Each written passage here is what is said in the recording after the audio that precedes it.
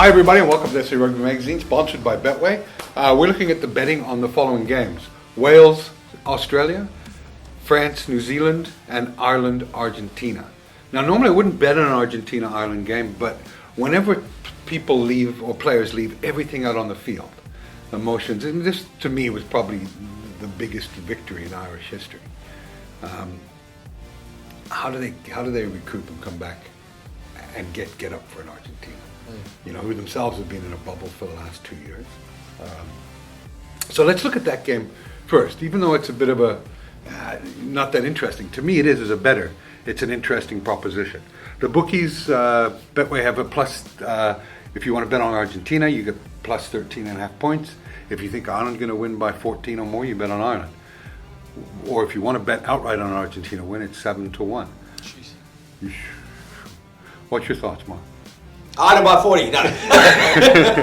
I would ordinarily not get up to watch the game, let alone bet on it. But Ireland. Well, I think it starts in the afternoon. What time do you get up? 4:15, yeah. You said Saturday night was going to be. I do have a 3.5-month-old, so I'm going to take any time to nap. Ireland have been brilliant at times in the last 5 years. They've knocked over the All Blacks. They got smashed by Argentina in the 2015 World Cup final, took 40 points. They took 40 points in the 2019 World Cup final. So while we all rave about Ireland at the moment and they have these one-off games that they look magnificent, the consistency hasn't been there, not under Joe Smith and not under Farrell yet. Yeah. They have to back this game up with a convincing win against a side that is a rugby championship side, a side that has comprehensively been beaten by Australia and by New Zealand and by South Africa. To say to the world, this wasn't just us getting up for one team because that black jersey inspires us and we can go out and act in Dublin in front of 50,000, do something. They really have to put in as emphatic a performance and put Argentina away 30-10 by 20 points. Mm-hmm. I don't think it's going to happen. I think they will win, but I think Argentina will cover that spread and it will be a 7 to 10 point game. But I can't see Ireland being able to match that intensity and lift their game. And put them to the sword. Also, because there's no way Argentina will try and play the kind of rugby New Zealand played. Yeah. They're going to be negative, they're going to be niggly, and they will basically take Argentina. Yeah. Argentina will take them into the gutters, and as Rassi famously said, not onto the dance floor. Yes. So I think it's going to be a fascinating game, and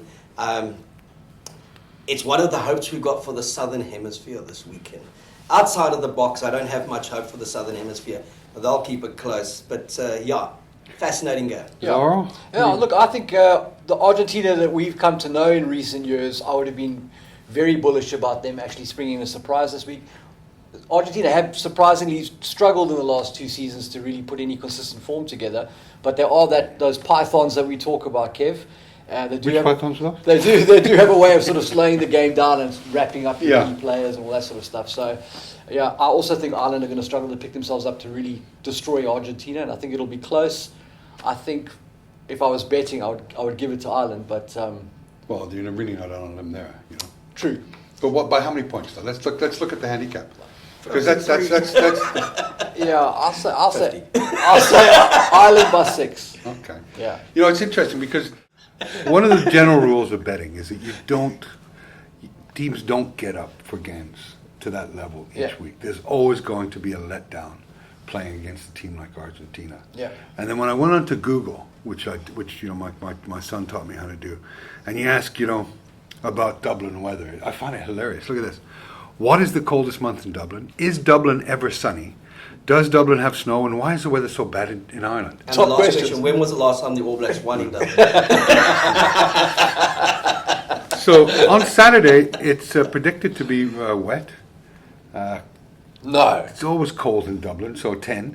And it's, you got 20 kilometre an hour winds. Lovely. So not ideal for rugby. Or tourism. But ideal for drinking.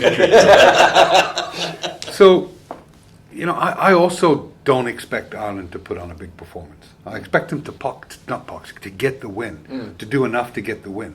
But to win by 2 converted tries against an Argentina side that weren't tested last week against Italy. And, I'm going to put 1,000 to 9 to 10 on plus 13.5 points on Argentina. and it wouldn't shock me if they won. If you know, Yeah, there's I such an emotional letdown for the Irish. What does your 1,000 get you back? About 1,900. And I think also, Kev, you've made this point consistently. These Argentinian guys haven't played at home since 2019. They hardly ever play at home. And where are they most comfortable? In Europe. A lot of them now do play their club rugby back in Europe again. So it's the closest they're going to get to home is playing somewhere in Europe and in the United Kingdom. So just, we talk about us and what we've been through. What have those blokes been through? Absolutely, mate. And all we read about is the 8 weeks that the Lions spent in a bio bubble out at Arabella. 5 of them. Yeah. It's hardly a bio bubble there. Yeah. So, I just think to Argentina, to South Africa especially, my goodness, what you guys have been through in this year, it'd be great if they both just get a good win. Oh, It would be.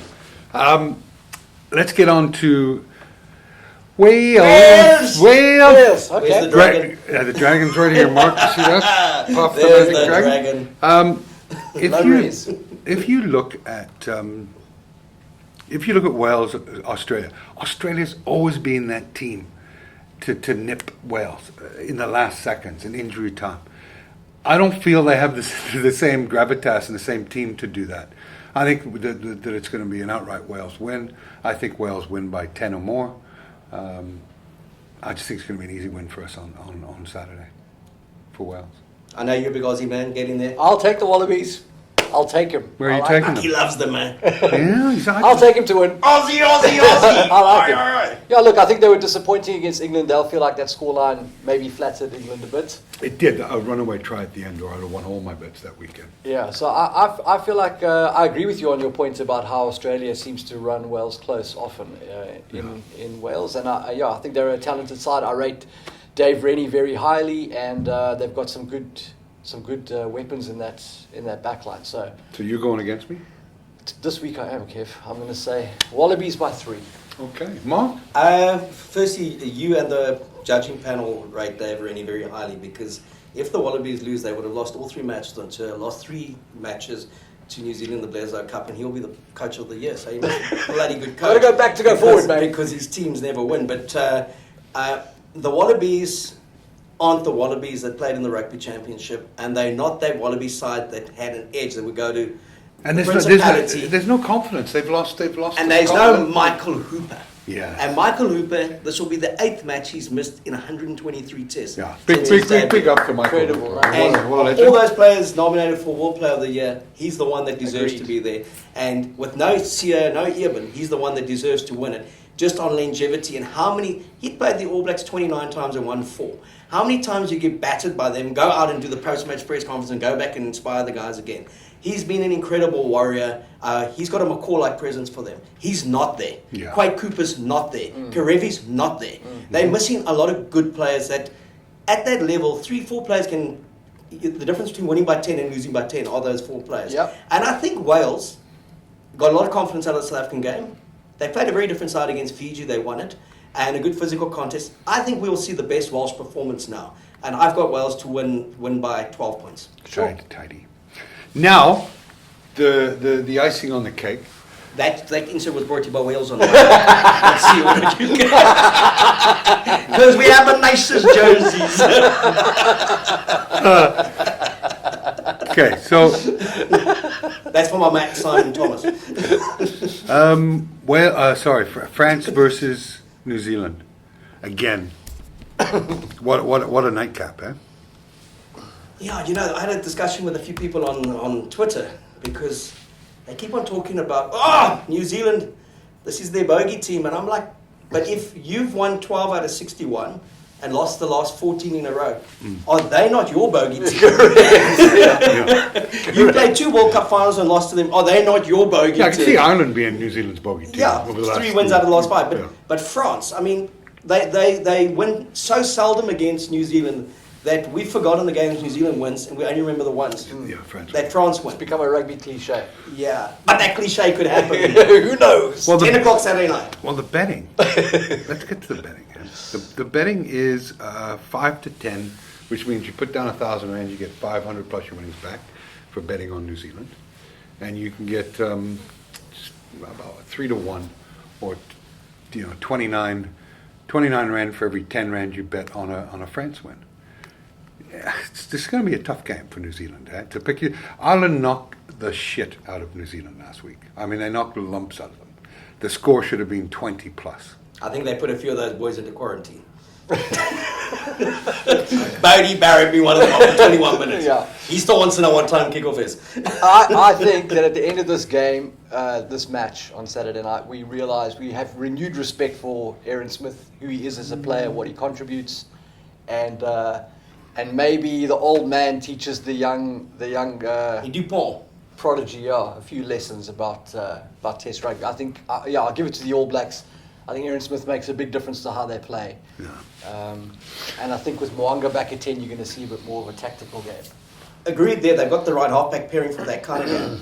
But that New Zealand pack has been poor. It has. Oh, puff powder, man. And they now are going to invest in a loose forward trio of Sam Cane, who is coming out of a year of not playing, who's nowhere near Test level. Yep. And Akira Ihone, who we know is a wonderful footballer, but the minute the artillery comes, he goes with them the other way. Yeah. He couldn't front physically against the Springboks. That's the hard man they're bringing back in to their fold to confront the French. The only way I see France losing this is mass discipline implosion that can come with the French. But I think this side is classy. They're young, up and coming. They've shown that they can win certain games. Big question mark, Australia, they managed to blow a game in the series decided by playing 15 against 14 for nearly an hour. Yep. They managed to blow that first test when they fumbled from the line-out and gave away a penalty. And they managed to lose to Scotland when they just had to win at home to win the Six Nations. So they're a team that can lose to anyone at home. But I do believe when New Zealand are psychologically, that if France can't beat them on Saturday night, they're not beating them next year or in 2023 in the World Cup opener. Yeah. Yeah, look, I've always said that the coach of the All Blacks should be Scott Robertson, not Foster. 100% correct. You know, and we've said that I said that when he was appointed, it was a great day for World Rugby, because New Zealand would enter into the darkest days of rugby, and I still believe that to be true. Ireland, like I said, knocked lumps out of New Zealand. The reinforcements aren't really. It's more like George Custer coming through Little Bighorn. I see that France can dominate this game and win possibly by 10 points. Wow. So I'm going to call French win by 10 points. I think French. That's amazing. Well, only if it happens. I mean, that you're that confident. 10 points, that's huge. Okay. Yeah. Well, Ireland beat them by 9. France were a better team than Ireland. Yeah, I think that was an anomaly, though. They're already talking about it as the worst season in 12 years for New Zealand, if I'm not mistaken. Yeah, but their worst season is losing 3 games. That's most people's best season. yeah, that's fair enough. I suppose we've got to put it in perspective. But Yeah. But I don't know if that noise level in the background went through to whoever's listening, but it sounded like the All Black pack to the game on Saturday. Like, jeez. Yeah. What you said earlier, Kev, is, and Gregor Paul wrote in New Zealand Herald, is personnel changes aren't going to change this result. no. There's a hole overall that needs to be done. Yeah. And they got carried away with matches against Tonga, the USA, and a Bledisloe Cup dominance that they play a similar style. There's no physical pack on pack and antagonizing each other in Bledisloe Cup games. They are the most wonderful spectacles. South Africa tested them physically and Ireland tested them physically, and they could have been 0 from 3. I disagree, Mark. I don't think Bledisloe Cup games are spectacles anymore. I haven't seen Well, spectacle in terms of it's this great tries and great attacking rates. Yeah, by New Zealand. Good adverts. But what the critics have been saying all along is this team got smashed by Argentina 2 years ago. They struggled against a very niggly physical Dave Rennie side in their first test against Australia, and then they lost the last one in Australia when they'd already won the Bledisloe Cup. And they said it was a hitch. It's his first season, it's COVID related. Let's see them play the Springboks, and let's see them go on tour at the end of the year. And then we see whether this guy's got it. There was this pressure to reappoint him after his 2-year contract. They reappointed him before they even played the Boks. And everything that was written and said that could materialize has materialized.